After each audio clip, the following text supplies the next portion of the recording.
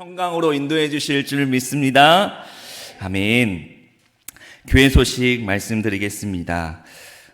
우리는 지금 사순절 제5째 주를 보내고 있습니다. 이번 주까지가 이제 사순절 마지막 주간이고요. 다음 주에는 우리가 종려 주일로 지키겠습니다. 그래서 이제 사순절 기간 동안에 가정 예배문을 이제 내일부터 이제 인터넷을 통해서 여러분들에게 배부를 할 예정입니다. 새벽 예배 나오신 분들은 하루에 하나씩 가져가셔도 좋을 것 같고요. 그 다음에 이제 인터넷이나 이제 그 사이트를 통해서 여러분들에게 가정 예배분을 배부를 하도록 하겠습니다. 각 가정에서 이 사순절 기간에 또 자녀들도 또 학교나 이렇게 보면 또 방학이다 보니까 집에 많이 모여 계실 텐데 하루하루 사순절 예수님의 십자가를 묵상하고 예배 가운데 나아갈 수 있는 우리 드림의 모든 성도들 되기를 원합니다.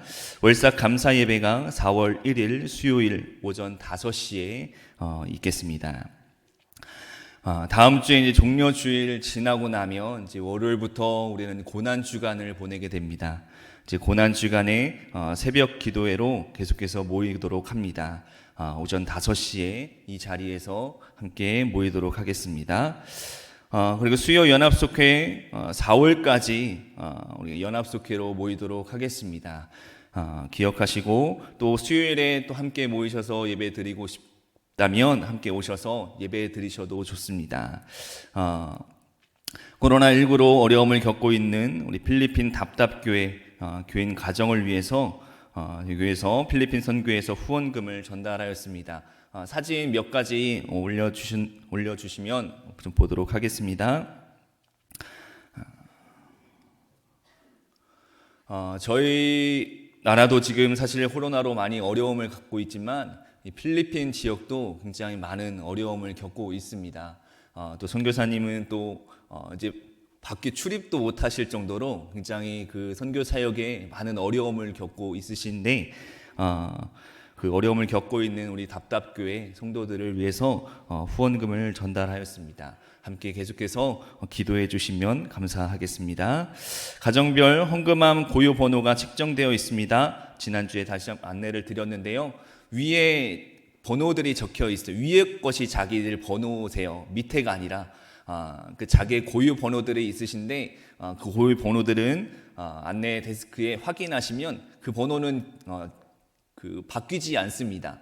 새 신자가 들어오시더라도 그 번호는 여러분들의 고유 번호이세요. 이제 헌금함에 이제 그 고유 번호시니까 그 위에 번호가 자기 번호라는 것을 잊지 마시고 꼭 한번 확인을 해주세요. 봉투를 꺼내셔서 자기 봉투인지 아닌지 다시 한번 더 확인해 보시고 이렇게 헌금해 주시면 감사하겠습니다. 그리고 오늘 아마 들어오실 때에 이제 안내 하시는 이제 권사님께서 스티커를 앞에 하나씩 붙여 주셨을 거예요. 그게 저희가 이제 좀 자리를 지정해 드린 건데요. 앞에 스티커가 있는지 없는지 한번 확인해 보세요. 네. 없으면 잘못 앉으신 거예요. 좀 거리를 두고 좀 앉으셨으면 하는 마음에 이제 안내에서 이제 이렇게 스티커를 붙여 드렸거든요. 그 자리에 좀 정해진 자리에 좀 앉아 주시면 좀 감사드리도록 하겠습니다. 그리고 아직까지 우리가 이제 코로나로 인하여서 많은 좀 불편한 가운데 있으시겠지만 어제 청년부 몇몇 친구들과 교회 자체 방역을 실시했습니다. 사진 몇 가지 좀 보여드릴게요. 어제 지하부터 해서요 본당까지 지금 그 바닥 방역을 실시를 했는데요. 이건 하면 할수록 좋을 것 같습니다. 일단 지금 이 상황 가운데에서는 우리가 계속해서 방역을 하도록 하겠습니다.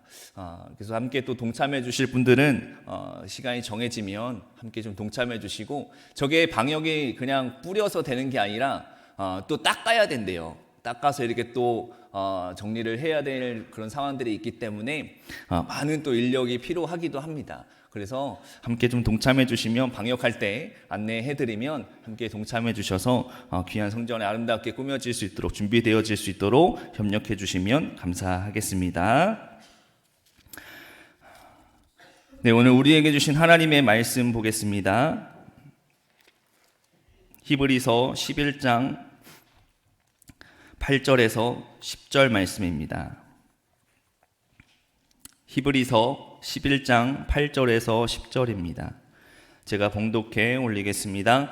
믿음으로 아브라함은 부르심을 받았을 때에 순종하여 장래 유업으로 받을 땅에 나아갈새 갈 바를 알지 못하고 나아갔으며, 믿음으로 그가 이방의 땅에 있는 것 같이 약속의 땅에 거류하여 동일한 약속을 유업으로 함께 받은 이삭 및 야곱과 더불어 장막에 거하였으니, 이는 그가 하나님이 계획하시고 지으실 터가 있는 성을 바랐음이라. 아멘. 담임 목사님 나오셔서 말씀 전해줄 때 우리에게 큰 은혜 있기를 주님의 이름으로 축복합니다. 할렐루야. 이 예배 나오신 여러분을 주님의 이름으로 축복하고 사랑하고 환영합니다. 우리 함께 옆에 있는 분하고 이렇게 인사하시죠. 보고 싶었습니다. 네. 그리고 서로를 향해서 이렇게 한번 칭찬해서 이렇게 한번 인사하시죠. 잘 오셨습니다. 네, 오늘도 여러분, 주님이 여러분을 그렇게 찾고 또 보고 싶어 하셨음을 굳이 여러분들 다 이미 아실 것입니다. 우리 대표 기도하시는 우리 장로님께서도 그런 기도에 그런 간절함이 있었고, 뭐 다들 공감하실 겁니다. 우리가 신앙생활하면서 이렇게 주일날 한 곳에 모여서 예배 드린다는 것이 얼마나 귀한 것이고, 또 그것이야말로 우리 신앙에 있어서 가장 중요한 일이다라는 사실을 이 기간을 통해서 다시 한번 깨닫는 것 같습니다. 여러분 꼭 이렇게 주의를 지키는 일을 참으로 귀하게 여기시고, 또 이 귀한 날 오셨으니 기왕에 하나님을 꼭 말씀을 통해 만나실 수 있는 여러분 되기를 축원합니다. 오늘 우리 함께 나누는 이 말씀은 제가 계속해서 이 3월달 중에 나누고 있는 히브리서에 나와 있는 말씀입니다. 그리고 특별히 히브리서의 11장, 우리는 흔히 히브리서의 11장을 일컬어서 뭐라고 표현합니까? 믿음의 장이다라고 표현을 합니다. 그리고 또한 그 히브리서 11장 믿음의 장에 나와 있는 많은 구약 시대의 인물들 가운데에서 굳이 그 내용의 분량 면에서나 비중 있는 면에서 상당한 부분을 차지하고 있는, 대략 한 반 정도의 내용으로 그렇게 소개하고 있는 그 위대한 믿음의 선조의 이름은 무엇입니까? 아브라함이죠. 오늘 우리는 이 아브라함의 이야기를 통해서 하나님께서 우리에게 원하시는, 그리고 우리가 깨닫기를 바라고 또 말씀을 통해서 우리가 다시 한번 결단해야 될 그 우리 신앙의 모범은 바로 아브라함입니다. 일찍이 그래서 많은 그리스도인들은 아브라함을 우리가 표현할 때 아브라함에 대해서 뭐라고 표현하죠? 믿음의 조상, 또는 뭐 심지어 믿음의 원조 이렇게 표현을 하기도 합니다. 믿음의 조상, 믿음의 원조. 그만큼 상당히 중요한 그런 그 믿음 생활한 사람으로, 믿음 생활을 한 인물로 우리가 이해하고 있는데, 자, 일찍 여러분들이 어느 날부터 내가 들어서 또는 누구를 통해서든지 아브라함을 일컬을 때 항상 늘 아브라함 하면 믿음이 항상 이렇게 연결되어 있는데, 흔히 요즘 최근의 표현으로는 연관 검색어, 이런 표현 여러분 들어보셨죠? 네. 아브라함 하면 믿음, 믿음 하면 아브라함, 이렇게 서로 항상 밀접하게 연관되어 있는 이 아브라함을 굳이 우리가 믿음의 조상이라고 하는, 그 믿음의 조상이라고 표현하는 유래를 혹시 여러분들 한번 우리가 말씀을 통해서 짚어보고 이 말씀을 이어갈 텐데, 자, 먼저 여러분 성경 말씀 가운데 신약 성경 말씀 로마서 4장 11절을 한번 화면을 통해서 한번 같이 나눠보시죠. 자, 로마서 4장 11절의 말씀 읽어보실까요? 시작. 그가 할례의 표를 받은 것은 무할례 시에 믿음으로 된 의를 인친 것이니, 이는 무할례자로서 믿는 모든 자의 조상이 되어 그들도 의로 여기심을 얻게 하려 하심이라. 아멘. 자, 여기 지금 여러분들 앞에 제가 함께 같이 읽도록 여러분하고 같이 읽은 이 말씀 속에 어떤 표현이 있습니까? 아브라함에 대한 이야기예요. 그런데 그 아브라함에 대한 이야기 중에 표현 중에 믿는 모든 자의 무엇이 되었다고요? 조상이 되었다라고 표현되어 있습니다. 아브라함을 일컬어 믿음의 조상이라고 말하는 그 표현의 유래가 여기서부터 비롯된다라는 것을 여러분 정확하게 아실 필요가 있어요. 그냥 무작정 우리가 판단하고 우리가 생각해서 아브라함은 믿음의 조상이야, 그래서 아브라함을 우리가 잘 따르면 아브라함처럼 살면 되겠어, 그냥 우리의 생각과 판단에서가 아니라 일찍이 이미 성경을 통해서 아브라함을 평가하기를 모든 믿는 자의 조상이 된다라고 말하고 있습니다. 하나님께서 인정하시는 거예요. 믿음의 조상 아브라함. 그래서 우리가 아브라함을 살피는 것이 대단히 중요한 의미가 있다는 거예요. 아브라함을 우리가 잘 이해할 때에 아브라함을 통해서 저와 여러분은, 아브라함이 믿음의 조상이 됐으니까 저와 여러분은 어떻게 되는 겁니까? 자동적으로 아브라함이 우리 조상이래요. 그럼 저와 여러분은 물론 혈통으로는 우리가 한국인이고 뭐 국사 시간에 배워서 여러분들 아시겠습니다만 뭐 우리는 단일 민족이고 또 신화적인 이야기가 되겠습니다만 뭐 여러분 아시는 것처럼 무슨 우리는 단군의 자손이 어쩌고저쩌고 하지만 그건 다 육적인 육신에 관련된 이야기인 것이고, 영적으로 우리 스스로가 아브라함을 믿음의 조상이라고 그렇게 우리가 고백하고 그렇게 우리가 이해하고 있다면 자동적으로 저와 여러분은 아브라함의 어떻게 되는 거예요? 자손이 되는 거예요. 자, 이것 또한 성경을 통해서 한번 살펴볼까요? 계속 말씀 읽어봅니다. 자, 갈라디아서에 있는 말씀인데요, 갈라디아서 3장 7절로 9절. 자, 함께 같이 읽어보시죠. 시작. 그런즉 믿음으로 말미암은 자들은 아브라함의 자손인 줄 알지어다. 또 하나님이 이방을 믿음으로 말미암아 의로 정하실 것을 성경이 미리 알고 먼저 아브라함에게 복을 전하되 모든 이방민이 너로 말미암아 복을 받으리라 하였느니라. 그러므로 믿음으로 말미암는 자는 믿음이 있는 아브라함과 함께 복을 받느니라. 아멘.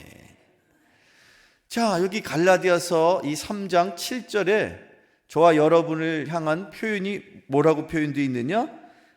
모든 믿음으로 말미암는 자들은 아브라함의 자손인 줄 어떻게 하라고요? 알지어다. 이걸 왜 우리가 알아야 되는지를 쭉 읽어보면 이유가 한 가지예요. 너희는 아브라함과 더불어서 뭐를 받게 된다고요? 복을 받게 된다는 거예요. 우리가 그냥 하나님 앞에서 내가 개별적으로 단독으로 복을 받는 게 아니라 아브라함과 함께 복을 받는다. 성경은 그렇게 말하고 있습니다. 여기서 말하는 이 함께라는 것, 여러분의 인생의 축복이 여러분 혼자에게 머물지 않고 여러분과 함께하는 모든 이들에게도 귀한 축복으로 임하게 되기를 축원합니다. 하나님은 그 일을 위해서, 즉 우리가 내가 받은 축복을 더불어 받을 수 있도록 하기 위해서 먼저 첫 번째 하나님이 복 주신 분이 누구냐? 아브라함이라는 거예요. 그리고 그 아브라함으로부터 복을 받을 수 있도록 하나님께서 예비하신 하나님의 권속들을 일컬어 우리는, 저와 여러분은 누구의 자손이냐? 아브라함의 자손이라는 거예요. 따라서 우리가 아브라함을 잘 이해하고 그 아브라함의 일생을 통해서 역사하신 하나님의 은혜를 우리가 구할 때에 우리가 아브라함처럼 그 믿음을 우리 모든 여러분의 삶 속에 하나님께서 주시는 구원의 역사가 이루어지게 됨을 꼭 기억하시기를 축원합니다. 자, 우리가 혈통으로는 아니지만 영적으로 우리는 아브라함을 조상으로 모신 아브라함의 자손이요, 저와 여러분은 따라서 영적으로 아브라함을 조상으로 모신 믿음의 형제 자매인 줄로 믿습니다. 그래서 우리는 모일 때에 때로 형제님, 자매님 이렇게 표현하는 거 아닙니까? 그냥 그게 보기 좋고 듣기 좋아서 하는 그냥 상투적인 표현이 아니라 실제로 저와 여러분들은 영적인 조상인 아브라함을 모신, 아브라함을 조상으로 두고 있는 믿음의 한 권속 가족인 줄로 믿습니다. 그래서 우리는 영적으로 형제 자매라는 사실이고, 더더군다나 더 나아가서 하나님의 축복이 아브라함과 함께하는 이들에게, 형제 자매와 함께하는 이들에게 임하기 때문에 그런 축복이 여러분을 통해서 여러분의 가정과 또 여러분의 삶의 터전 어디든지 또 여러분이 섬기는 이 드림교회 가운데 가득하게 되기를 축원합니다. 자, 아브라함의 이야기를 우리가 조금 더 이제 살펴야 하는 분명한 이유를 여러분이 아셨죠? 그러면 오늘 이 본문인 이 히브리서 11장을 읽게 되면 그 아브라함을 하나님께서 부르셨을 때 그 아브라함의 삶이 어떻게 시작이 되었는지에 대해서 성경은 짧게 이렇게 말하고 있죠. 믿음으로 아브라함은 부르심을 받았을 때에 순종하였다. 아브라함의 믿음, 아브라함의 일종의 신앙의 여정이 어떻게 언제 시작되었는지 느닷없이 이 창세기를 읽다 보면 순간 당황스럽게 창세기 12장에 불현듯 그 아브라함의 이야기가 시작되고 있거든요. 성경을 살펴보면 여러분 요한복음 15장 16절을 한번 같이 화면을 통해서 읽어보시죠. 같이 읽어보세요. 시작. 너희가 나를 택한 것이 아니요 내가 너희를 택하여 세웠나니 이는 너희로 가서 열매를 맺게 하고 또 너희 열매가 항상 있게 하여 내 이름으로 아버지께 무엇을 구하든지 다 받게 하려 함이라. 아멘. 자, 이 말씀을 제가 굳이 여러분과 함께 나눈 것은 여기 표현되어 있기를 너희가 나를 택한 것이 아니요 라고 했습니다. 여기서 너희는 누구 또 나는 누구입니까? 먼저 여기서 너희라고 표현하고 계시는 나로 표현되어 있는 이 말씀의 주인은 누구실까요? 요한복음 15장 16절에 예수님이 제자들 앞에서 너희들이 나를 택한 것이 아니고 내가, 즉 예수님께서 제자들 한 사람을 한 사람을 택하셨다. 12명의 제자를 하나님께서 예수님을 통해서 한 사람 한 사람 부르셨거든요. 그 이야기예요. 하나님이 아브라함을 찾아오실 때에, 자, 아브라함이 먼저 하나님을 찾아 나셨어요? 아니면 하나님이 어느 날 갑자기 아브라함의 삶을 찾고자 아브라함에게 다가오셨어요? 아브라함의 신앙은 아브라함의 삶의 형편과는 전혀 관계없이 일방적으로 어느 날 갑자기 하나님께서 다가오셨어요. 아브라함의 신앙의 여정은 그렇게 시작이 된 겁니다. 그때 그 삶의 형편에 대한 구구절절 설명이 필요 없어요.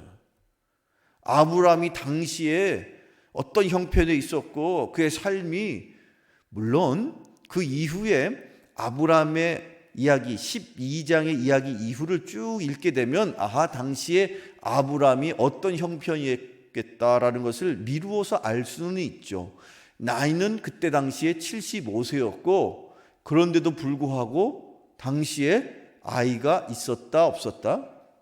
없었다. 뭐 그런 정도 내용은 우리가 알 수는 있으나 굳이 그것에 하나님은 굳이 아브라함을 우리에게 처음 소개하시면서 그 부분을 굳이 중요하게 생각하진 않으셨던 것 같아요. 이유는 무엇인가? 저와 여러분이 조금 전에 읽은 이 요한복음 15장의 말씀처럼 하나님이 어느 날 저와 여러분을 찾아오셔서 너는 나의 자녀이다. 내가 너를 구원하기를 원한다. 라고 그렇게 해서 믿음 생활이 시작되었다는 사실입니다. 우리 믿음의 선조인 아브라함에게도 하나님은 그렇게 다가오셨어요. 그것이 바로 신비로운 일이요. 이것이 바로 이름하여 복음이라고 말하는 거예요. 복음이란 다른 게 아닙니다. 복음은 일방적으로 하나님이 우리에게 은혜를 주시는 거예요. 아브라함이 당시 창세기 12장에 그 이전에, 즉 하나님이 찾아오시기 이전에 그가 어떤 모습으로, 어떤 행동으로, 어떤 삶을 살았기 때문에 하나님이 아브라함을 찾아오셨다라는 이야기가 한 절도 표현되어 있지 않습니다. 그건 무엇을 의미하느냐? 하나님의 관심에는 아브라함이 그 과거에, 즉 하나님이 찾아가셔서 아브라함아 라고 부르시기 직전에 어떤 인생을 살았는지 전혀 하나님에게는 관심이 없었어요. 성경을 계속 읽어보시죠. 에베소서 1장 4절로 5절 화면을 통해서 읽어보실까요? 같이 읽어봅니다. 시작. 곧 창세전에 그리스도 안에서 우리를 택하사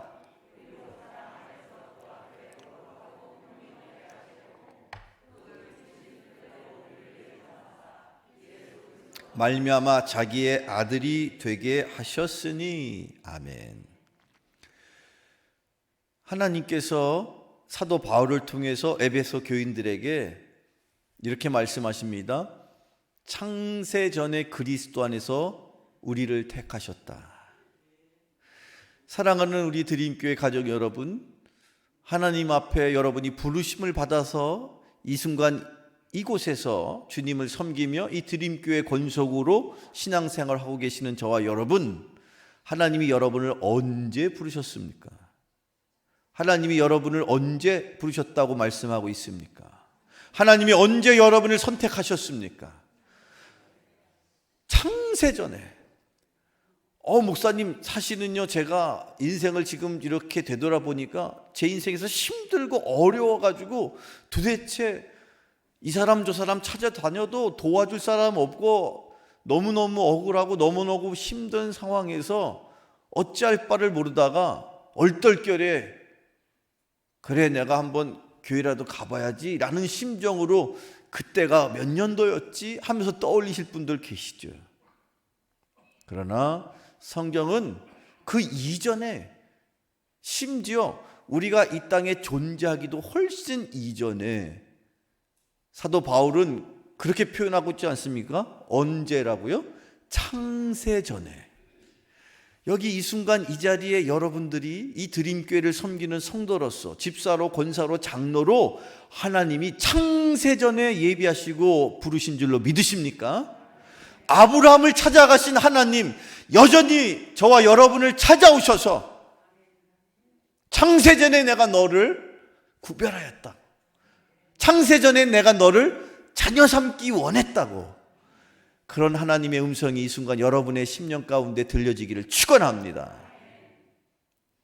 자, 그러면 조금 더 궁금해지는 사실은 어떤 기준으로 과연 아브라함을 찾아오셨는가? 아니, 사실은 더 궁금한 것은 어떤 기준으로 내가 하나님의 자녀가 되었느냐? 과연 여러분은 하나님의 자녀가 되실 그 기준을 혹시 알고 계세요? 하나님이 보실 때에 내가 이런 모습이었으니까 하나님이 나를 자녀 삼으셨을 거야 라는 생각이 혹시 계십니까? 여러분은 어떠세요? 하나님이 여러분을 자녀 삼으실 때 저 친구는 앞으로 교회에서 크게 쓰임받는 권사여 혹은 장로로 그래 합당한 내가 보는 기준이 있어. 그러면서 나는 선견지명이 있잖아 하시면서 그렇게 선택하셨을까요? 어떻게 선택하셨습니까? 선택의 기준에 대해서 성경은 여러분은 혹시 알고 계시는 그런 내용입니까? 성경을 읽어보세요. 고린도전서 1장 26절 그리고 29절까지의 말씀인데 우리 함께 같이 읽어보죠. 시작. 형제들아 너희를 부르심을 보라. 육체를 따라 지혜로운 자가 많지 아니하며 능한 자가 많지 아니하며 문벌 좋은 자가 많지 아니하도다. 그러나 하나님께서 세상에 미련한 것들을 택하사 지혜 있는 자들을 부끄럽게 하려 하시고 세상에 약한 것들을 택하사 강한 것들을 부끄럽게 하려 하시며 하나님께서 세상에 천한 것들과 멸시받는 것들과 없는 것들을 택하사 있는 것들을 폐하려 하시나니 이는 아무 육체도 하나님 앞에서 자랑하지 못하게 하려 하심이라. 아멘. 이게 하나님의 기준이시랍니다. 하나님은요, 약한 것을 택하사 강한 것들을 부끄럽게 하시고, 하나님은요 없는 것들을 택하사 있는 것들을 폐하시는 분이시다. 하나님 앞에 오히려 택함 받은 백성들은요 다 뭔가 하자가 있는 인생들이었다라는 뜻이에요.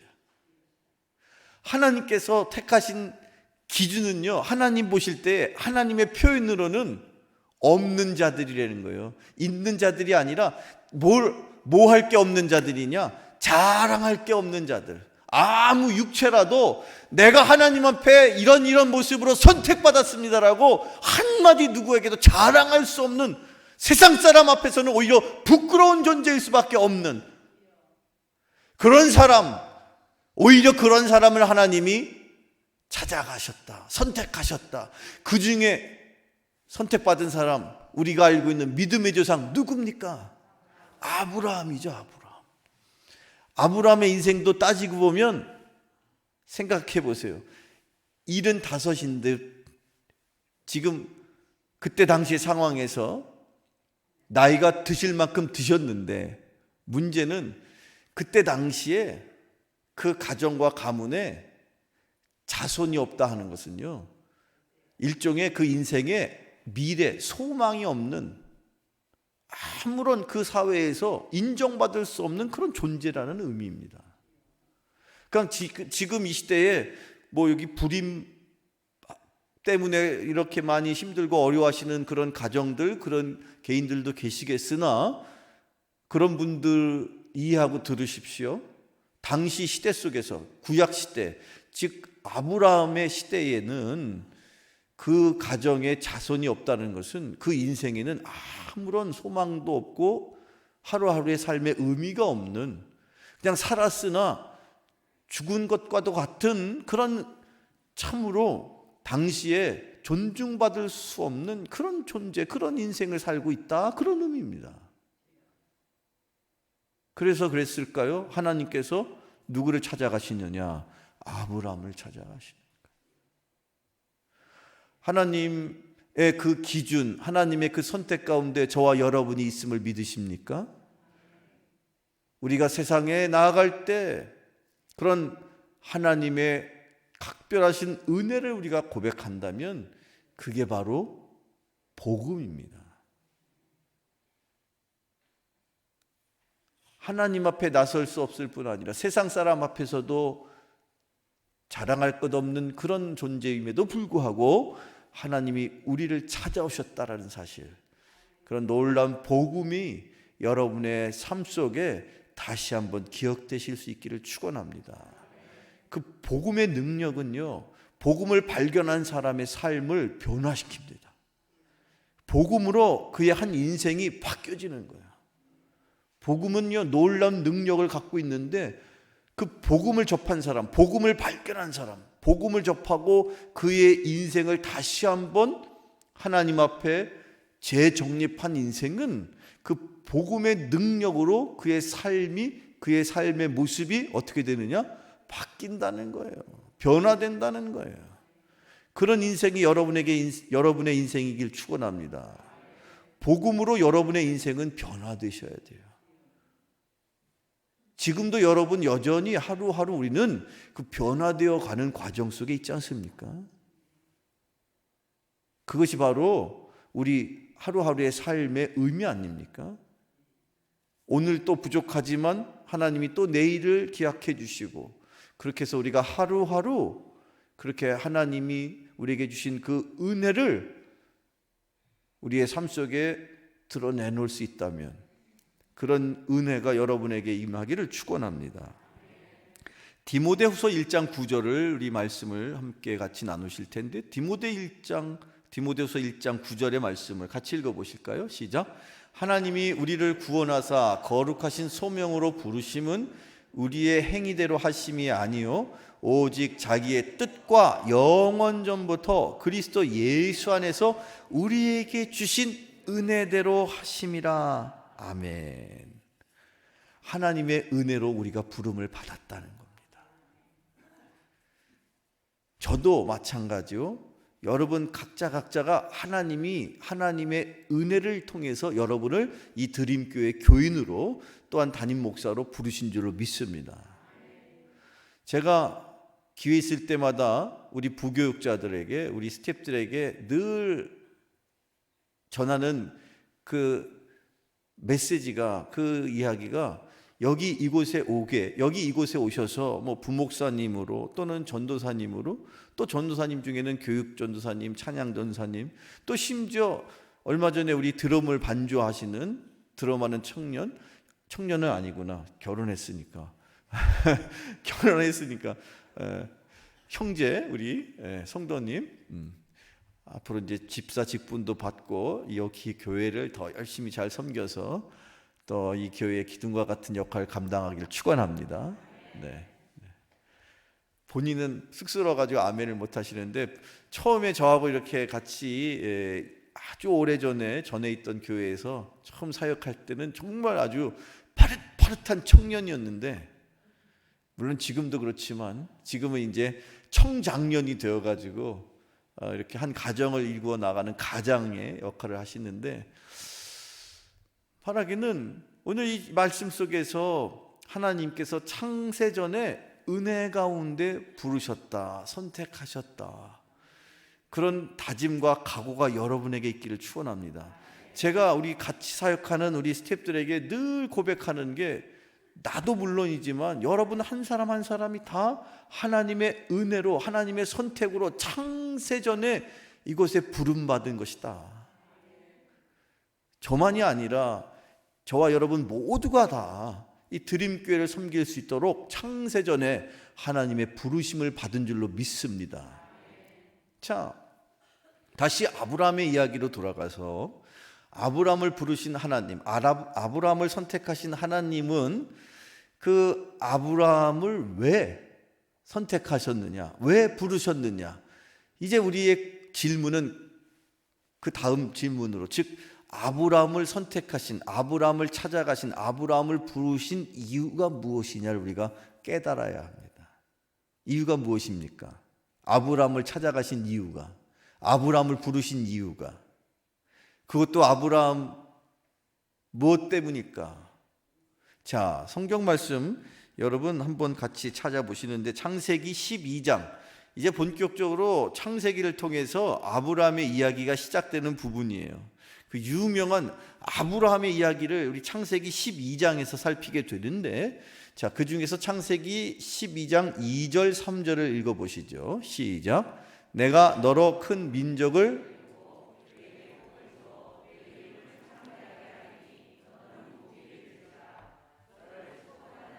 내가 복을 내리고 너를 저주하는 자에게는 내가 저주하리니 땅의 모든 족속이 너로 말미암아 복을 얻을 것이라 하신지라. 아멘. 이 놀라운 그 하나님과 아브라함의 만남 속에 하나님은 이미 그 아브라함을 만나시기 전에, 아브라함을 부르시기 전에 다 무엇이 있었어요? 다 계획이 있었구나. 얼마 전에 아카데미상을 받은 그 기생충이라는 영화에 아주 그 명대사들이 곳곳에 있잖아요. 그 중에서도 그 명대사 중에 한 대목이 혹시 보신 분들 기억나실지 모르겠습니다만 그 극 중에서 송강호가 그 아버지죠. 그 아들, 그 자녀들에게 너는 다 계획이 있었구나. 안 보신 분들이 대부분이신 것 같아요. 여러분들은 늘 성경만 보고 찬양만 부르고 늘 기도하기 때문에 뭐 기생충이 뭐고 뭐 아카데미가 무슨 관계 있어. 그렇죠. 저만 그냥 그런데 다 계획이 있으셨어요. 어떤 계획이 있으셨냐? 아브라함을 축복하시는 것으로 그치지 않고 그 아브라함을 통해서 아브라함을 복의 근원이 되게 하셔서 아브라함을 복 주시는 것으로 그치지 않고 내가 너를 복을 주는 것은 너를 통해서 땅의 모든 족속이 너로 말미암아 어떻게 된다고요? 복을 얻을 것이라. 아브라함을 찾아가신 이유는 그 아브라함 한 사람에게만 관심이 있는 게 아니셨다는 거죠. 아브라함을 통해서 아브라함을 축복의 통로로 삼아서 그 아브라함으로 비롯된 믿음의 자녀들을 하나님께서 축복의 자녀로 삼기를 원하셨다. 그게 하나님의 계획이신 거예요. 아브라함을 통해서 저와 여러분이 아브라함의 자녀가 되어서 저와 여러분이 아브라함과 함께 하나님의 자녀가 받을 축복을 누리게 된 것을 꼭 기억하시길 축원합니다. 여러분, 베드로전서 3장 9절에 이 표현이 나와 있는데 여러분 함께 화면을 함께 읽어보실까요? 시작. 악을 악으로 욕을 욕으로 갚지 말고 도리어 복을 빌라. 이를 위하여 너희가 부르심을 받았으니 이는 복을 이어받게 하려 하심이라. 아멘. 하나님이 주시는 축복은요, 하나님의 그 복에는요 원칙이 있어요. 원리가 있단 말이에요. 하나님의 축복은 이어받도록 돼 있어요. 아버지로부터 자녀에게, 교회로부터 성도에게, 할아버지로부터 아들로부터 손자에게, 할머니로부터 딸에게, 어머니에게서부터 손녀딸에게. 여러분 아멘 좀 이렇게 야밀차게 좀 해보세요. 아버지를 통해서 자녀에게, 교회를 통해서 성도에게. 그렇습니다, 여러분. 하나님의 축복은요, 아브라함을 통해서 대대로 믿음의 자녀인 저와 여러분에게 임하게 하시려고 하나님께서 아브라함을 축복하시는 거예요. 아브라함이 어떤 이유로든지 먼저 하나님의 축복을 받았던 것은 그를 통해서 많은 인류가 구원을 받고 하나님의 축복을 누릴 수 있도록 아브라함을 찾아가신 것입니다. 이 놀라운 구원의 역사, 이 복음의 비밀, 그 구원의 역사와 복음의 비밀 가운데 저와 여러분의 이름이 낱낱이 정확하게 새겨져 있음을 꼭 기억하시기를 축원합니다. 아브라함을 부르신 이유, 아브라함은 알게 됐어요. 아, 이제 앞으로 내 인생을 통해서는 나는 내 앞으로의 인생을 어떤 의미로, 어떤 목적으로 살아야 하는구나를 그때 비로소 깨닫게 되었다는 거예요. 살면서 여러분이 하루하루 살아가는 이유와 목적을 아는 인생과 그냥 목표 없이 하루하루 눈 뜨니까 아침이고 피곤하고 눈 감고 자니까 저녁인데 그렇게 그냥 마치 동물과도 같은 그런 삶을 사는 사람과는 차원이 다른 인생이죠. 여러분은 하루하루 여러분의 인생의 분명한 이유와 목적을 아십니까? 여러분이 살아가는, 여전히 하나님이 여러분을 이 땅 가운데 머물게 하시는 이유를 분명히 여러분 아십니까? 무엇 때문에 여러분을 하나님께서 여전히 이 땅 가운데 머물게 하시느냐? 여러분 한 사람을 그냥 축복해 주신 것으로 끝이는 것이 아니라 여러분을 통해서 하나님이 이미 창세전에 만세전에 계획하신 그 계획을 이루어 나가기 위해서 하나님이 여러분을 축복의 통로로 삼으시기 원하셔서 여러분을 부르셨다는 사실을 꼭 기억하는 저와 여러분 되기를 축원합니다. 여러분, 하나님이 여러분을 하나님의 자녀로 삼으신 이유, 그리고 여러분을 축복해 주시는 것은 단 하나의 이유 때문이죠. 하나님이 여러분을 어떻게 하셔요? 사랑하시잖아요. 하나님이 여러분을 사랑하십니다. 그래서 그 유명한 그 놀라운 복음, 요한복음 3장 16절 찬양 불러보세요. 한번 시작. 하나님이 세상을 이처럼 사랑하사 생자를 주셨으니. 네, 여기까지 하겠습니다. 네. 여러분이 아직 식사 전이시라 그런지 목소리가 그냥 지난 한 주간 금식을 계속 하셔서 그렇게 하나님이 세상을 이처럼 사랑하셔서, 그래서 우리를 찾아오셔서, 그래서 우리에게 복 주시는 줄로 믿으시기를 축원합니다. 그리고 그 축복을 나로 머물지 않고 나를 통해서 모든 인류에게 흘러갈 수 있기를 원하시는 것, 그것이 하나님의 진정한 사랑인 줄로 믿습니다. 여러분, 하나님이 아브라함을 찾아오신 것 복 주시기 원해서, 하나님이 저와 여러분을 찾아오신 것 축복 주시기 위해서.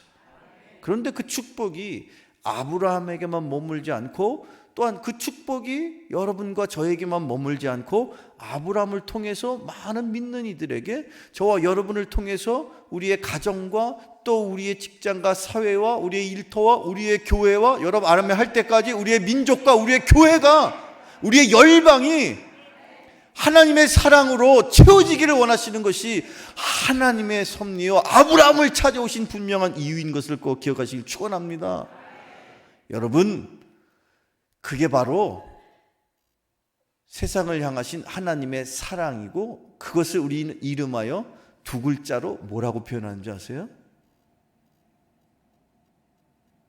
그게 바로 하나님의 사랑인 것입니다.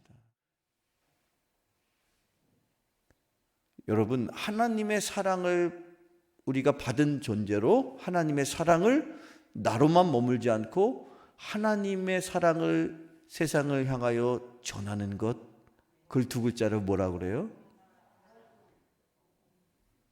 그게 바로 선교인 것이에요. 하나님의 사랑은 결국 최종적으로 선교로 나타나게 돼 있어요. 선교는 해도 되고 또는 여유가 없으면 못하는 거고 전혀 그렇지 않습니다. 하나님은 사랑이시고 그 사랑은 선교예요. 즉 다시 말하면 하나님은 선교의 하나님이시라고. 선교하지 않는 교회는 의미가 없어요. 존재할 이유가 없어요. 아니, 선교하면 늘 여러분은 머릿속에 선교사님들이 가셔서 그분들이 사명으로 하는 일, 우리는 그냥 그분들을 위해서 물질적으로나 어떤 재정적으로나 후원하는 일, 그 정도로 여러분 생각하신다면 그건 착각입니다. 물론 기도도 해주셔야 됩니다. 그런데 더 나아가서 궁극적으로 하나님의 사랑은, 아니 하나님은 선교의 하나님이세요. 아브라함이야말로 하나님께서 이 땅을 구원하기를 원하셔서 인류 가운데 처음으로 선택하신 세상을 향한 선교사였단 말이죠. 그리고 더 나아가서 그 아브라함의 자손을 통해서 인류를 구원하실 선교사를 보내주셨어요. 그분이 누구십니까? 예수 그리스도예요. 그리고 그 예수님의 선교의 사명을 우리가 받은 자로서 예수님을 통해서 우리가 선교사로 발탁되어서 하나님의 사랑을 공급받은 저와 여러분들이 더욱 세상을 향하여 선교의 사명을 열심으로 감당할 수 있도록 또 다른 선교사를 보내주셨는데, 그분이 누구냐? 이름하여 보혜사, 누구예요? 성령님이시란 말이에요. 사랑하는 성도 여러분, 선교는요, 그래서 우리 교회의 존재 이유이고, 여러분이 하나님 앞에 축복을 받은 이로써 해야 할 당연한 삶의 모습인 거예요.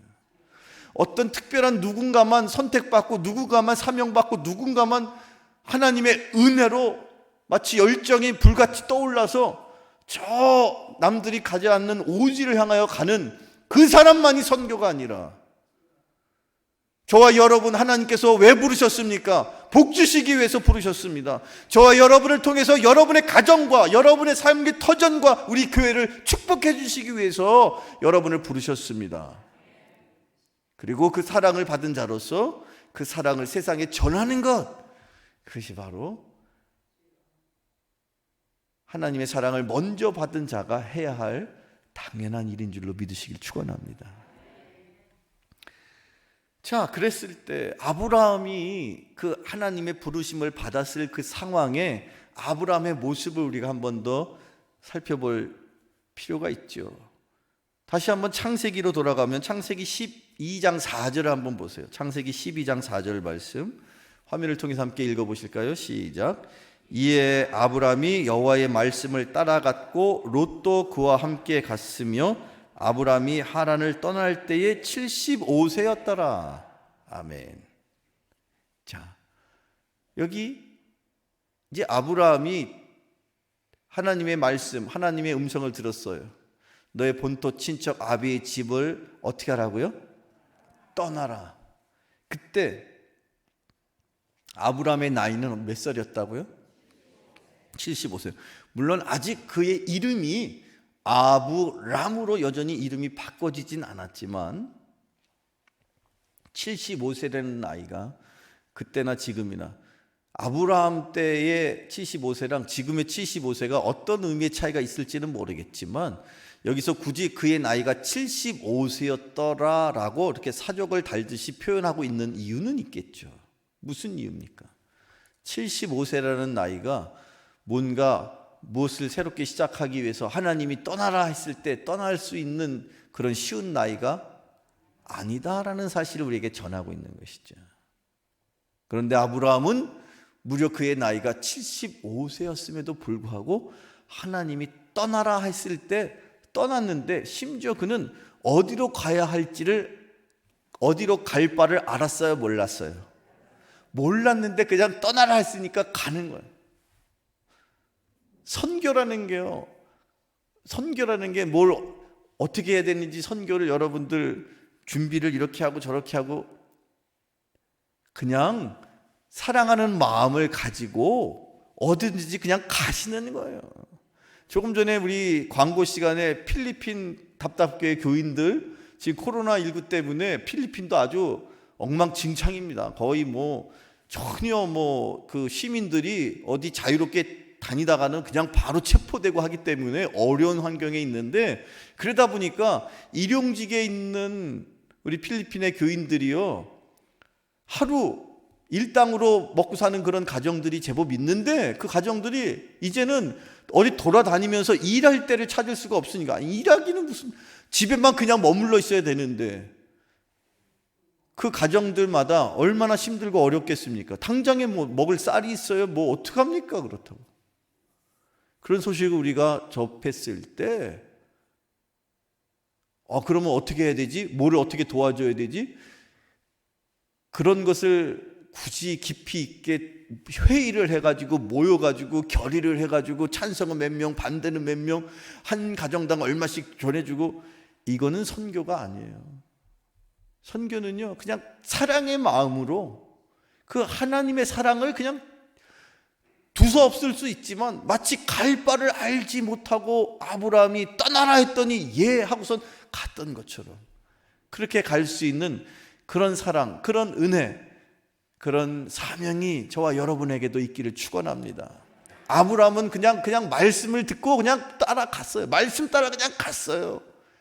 근데 이 아브라함의 믿음이 정말 한 번은 아주 결정적인 그 위기의 상황에서도 다시 한번 놀라운 모습으로 발휘되는 그 장면을 우리가 한번 떠올릴 필요가 있죠. 아브라함의 인생은, 아브라함의 믿음의 여정은요, 크게 두 부분으로 나눠지는데 그 가운데 기준이 되는 한 사건이 있어요. 그게 뭔지 아세요? 뭡니까? 그가 100세에 낳은 아들을 하나님이 어느 날 갑자기 또 바치라, 제물로 바치라, 그런 사건이 있었던 거 여러분 아시죠?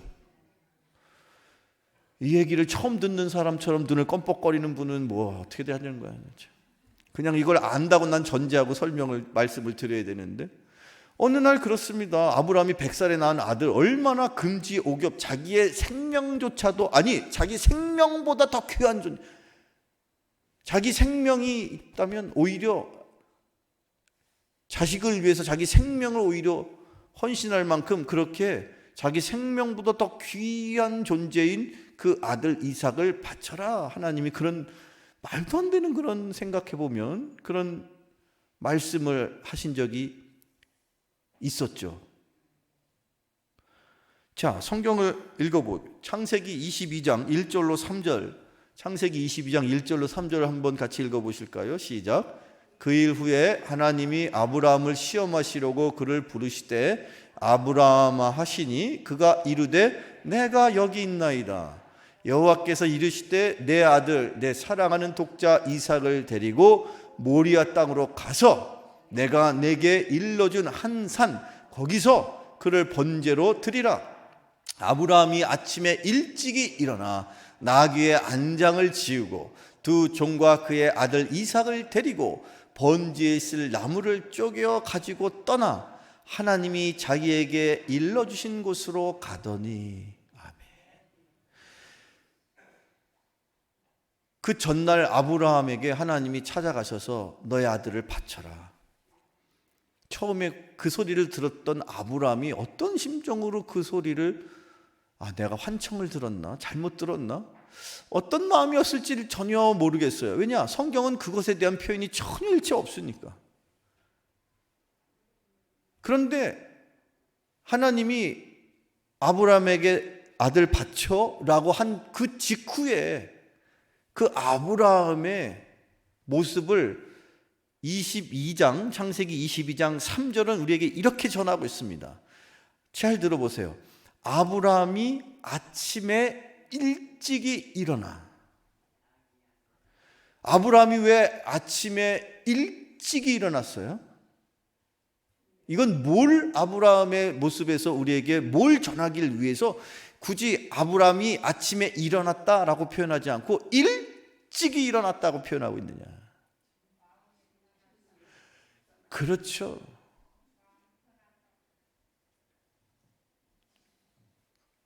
여러분, 밤을 새워서 아마 뒤척뒤척 거렸을지 모르겠어요. 그러나 아브라함은요, 하나님의 음성을 들었던 아브라함은요, 그 음성을 들은 그 순간 마음으로 다짐하고 결심했어요. 주신 분도 하나님이시고 걷어가신 분도 하나님이실 터인데, 하나님은 다 계획이 있으시겠지. 하나님을 믿는 믿음으로 그는 아침 일찍이 그의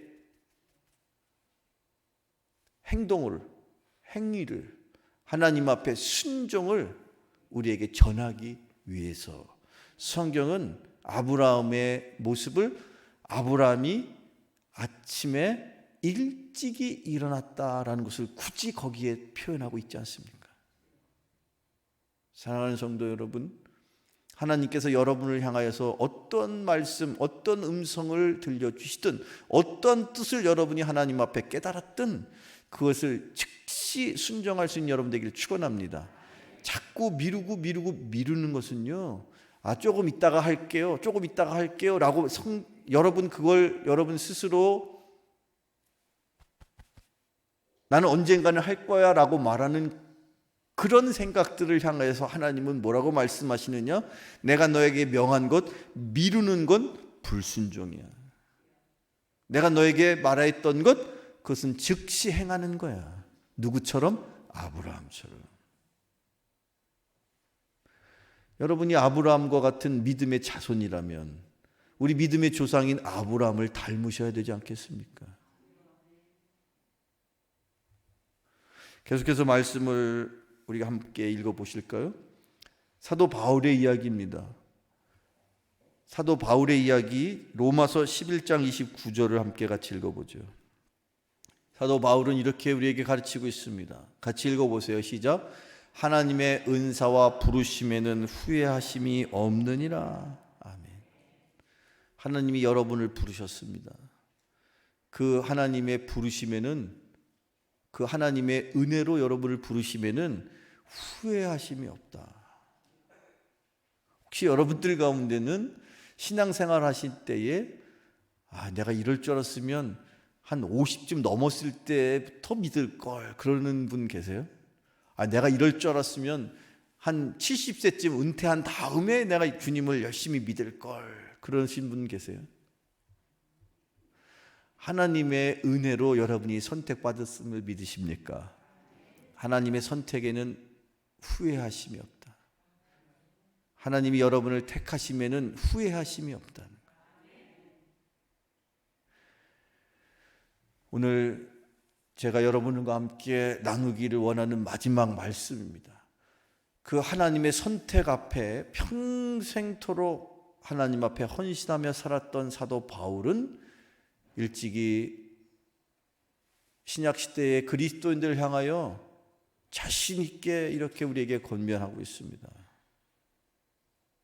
때를 향하여 달려가노라. 신약 성경 말씀 함께 같이 읽어보시죠. 빌립보서 3장 14절의 말씀입니다. 오늘의 마지막 말씀입니다. 함께 같이 읽어보시죠. 시작. 표대를 향하여 그리스도 예수 안에서 하나님이 우리에게 부르신 부름의 상을 위하여 달려가노라. 아멘. 사랑하는 우리 드림교회 가족 여러분, 우리에게 하나님께서 허락하시는 날까지 저희 여러분은 표대를 향하여, 하나님 주시는 그 내 인생의 사명을 향하여 최선을 다하여 달려갈 수 있는 그런 인생들 되시기를 축원합니다. 무엇 때문에 주저앉고 무엇 때문에 절망하고 낙심하는지 모르겠으나, 그러나 여러분 다시 한번 힘을 내서 나에게 주어져 있는 그날까지 사도 바울처럼 표대를 향하여 달려감으로 아브라함에게 임했던 그 축복이 내 삶 속에도 가득 임하게 되므로 이 세상을 향하신 하나님의 사랑을 마음속에 품고 세상 열방을 향하여 복음을 전하는 멋진 선교사 삶을 살아가시는 귀한 드림교회 가족 모두가 되시기를 간절히 축원합니다. 축원합니다. 기도하시겠습니다. 사랑의 아버지 하나님, 감사합니다. 주님의 부르심에 순종하여 하나님 앞에 축복의 통로의 삶을 살았던 그 아브라함의 자손으로 우리들 또한 복된 인생 되기를 원합니다. 주여, 우리에게 주신 사명 주님 앞에 감당하기를 원하오니 사도 바울처럼 표대를 향하여 예수 안에서 그 부름의 상을 바라보며 달려가는 저희들 되기를 원합니다. 이 한 주간에도 여러 가지 삶의 어려움과 형편 속에서라도 주님을 바라보며 달려가기를 다짐하여 머리 숙인 저들을 기억하여 주시고 주께서 친히 함께하여 주옵소서. 예수님의 이름으로 축복하며 기도하옵나이다. 아멘.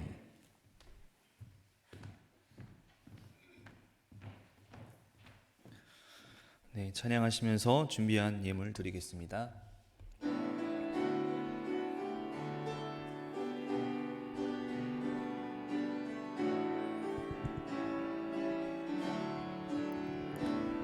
주님 말씀하시면 내가 나가리다. 주님 뜻이 아니면 내가 멈춰서리다. 나의 가고 서는 곳 주님 뜻에 있으니 오 주님 나를 이끌소서. 주님 말씀하시면 내가 나가리다. 주님 뜻이 아니면 내가 멈춰서리다. 나의 가고 서는 곳 주님 뜻에 있으니 오 주님 나를 이끌소서. 뜻하신 그곳에 나 있기 원합니다. 이끄시는 대로 순종하며 살리니 연약한 내 영혼 통하여 일하소서. 주님 나라와 그 뜻을 위하여 뜻하신 그곳에 나 있기 원합니다. 이끄시는 대로 순종하며 살리니 연약한 내 영혼 동하여 일하소서. 주님 나라와 그 뜻을 위하여 오 주님 나를 이끌소서.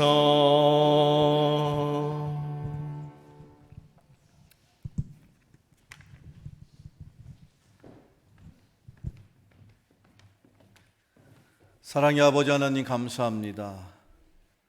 주님 말씀하시면 내가 나아갈 것이요, 또한 주님 말씀하시면 내가 그곳이 어디였든지 머물기를 원합니다. 지난 한 주일을 주님의 은혜로 이곳까지 왔사온데, 또 바라기는 한 주간의 삶을 주님의 말씀 따라 살아가는 자들 되기를 원합니다. 주님께로부터 받은 은혜를 감사함으로 이 시간 10의 1조와 감사의 예물과 건축 예물과 그 밖에 선교의 예물과 갖가지 기도의 제목을 주 앞에 올렸사온데, 주께서 허락하시는 거룩한 것 능력의 물질 삼아 주옵시며, 저들이 살아가는 동안에 무엇을 먹을까, 무엇을 마실까, 무엇을 입을까 걱정하며 근심하는 인생이 아니라 하나님의 나라와 그의 의를 구하라시는 주님의 말씀에 따라 이 세상 살아가는 동안에 하나님의 나라를 이루어가기를 다짐하는 귀한 물질 또한 되게 하여 주시옵소서. 예수님의 이름으로 축복하며 기도하옵나이다. 아멘. 우리 이제 다 같이 일어나셔서 마지막 찬양 부르신 후에 축도함으로 예배를 마치겠습니다.